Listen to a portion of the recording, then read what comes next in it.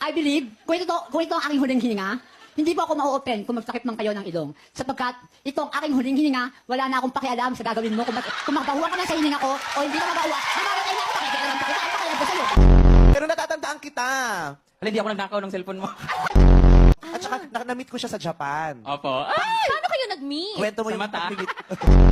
Ikwento mo dali. Sorry, ang di ba, police pagkikita pala. natin. Oh, ipatutumba kitang bakla ka. Dalawa yan, kaliwat kanan. Tignan ko lang kung makatakas ka pa. Sir, trabaho lang po to, sir. ha? Oh, kwento mo dali sa kanila kung paano tayo nag-meet. May concert kasi si Miss Vice doon sa Japan, tapos ako naman ay model doon. Huy! Excuse me, saan ka model? Anong klaseng produkto ba yan? Ramp modeling? Produkto siya ng pang anti-beauty.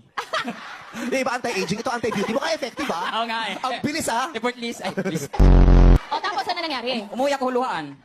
As in, umiiyak ka? Luhaan lang siya, pero hindi ako maiyak. Siguro teary eyes. Siguro. So, hindi mo siya nahawakan? Hindi. Tapos anong ginawa mo? Oh, Nag-post ako ngayon sa Facebook. Oh,